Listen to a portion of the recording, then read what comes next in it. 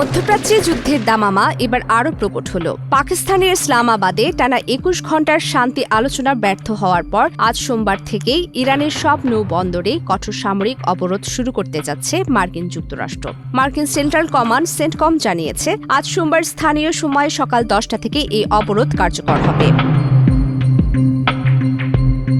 সেন্টকমের ঘোষণা অনুযায়ী এই অবরোধ নিরপেক্ষভাবে বিশ্বের সব দেশের জাহাজের উপর কার্যকর হবে। মার্কিন সামরিক বাহিনী সাফ জানিয়ে দিয়েছে, কোনো দেশের বাণিজ্যিক বা সামরিক জাহাজ ইরানের কোনো বন্দরে প্রবেশ করতে পারবে না এবং বর্তমানে বন্দরে থাকা জাহাজগুলো বাইরে যেতে পারবে না।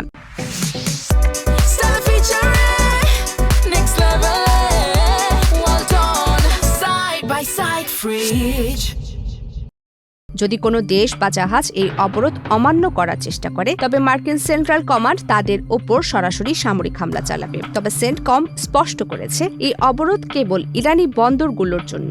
যারা হরমুজ প্রণালী ব্যবহার করে অন্য কোনো দেশে যাবে, তাদের চলাচলে বাধা দেওয়া হবে না। এটিকে প্রেসিডেন্ট ট্রাম্পের আগের কঠোর অবস্থান থেকে কিছুটা নমনীয় কৌশল হিসেবে দেখছেন বিশ্লেষকেরা। অবরোধের খবর ছড়িয়ে পড়ার সাথে সাথে বিশ্বজুড়ে জ্বালানি তেলের বাজারে বড় ধরনের অস্থিরতা তৈরি হয়েছে। অপরিশোধিত তেলের দাম এক ধাক্কায় প্রায় ৮% বেড়ে ব্যারেল প্রতি $১০৪.২৪ দাঁড়িয়েছে। আন্তর্জাতিক মানদণ্ড ব্রেন্ট ক্রুডের দামও ৭% বেড়ে $১০২ ছাড়িয়েছে। হরমুজ প্রণালী দিয়ে বিশ্বের প্রায় ১/৫ তেল এবং এলএনজি সরবরাহ করা হয়। এই পথে নতুন করে অস্থিরতা তৈরি হওয়ায় বিশ্বজুড়ে জ্বালানি সরবরাহ স্থবির হয়ে পড়ার আশঙ্কা দেখা দিয়েছে।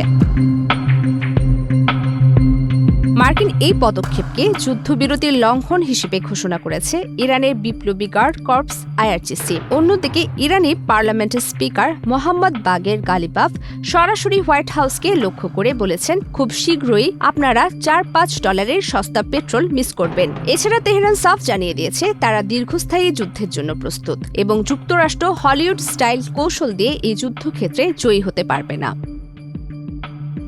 প্রমিতি কিবরে ইসলাম, বাংলাদেশ প্রতিদিন।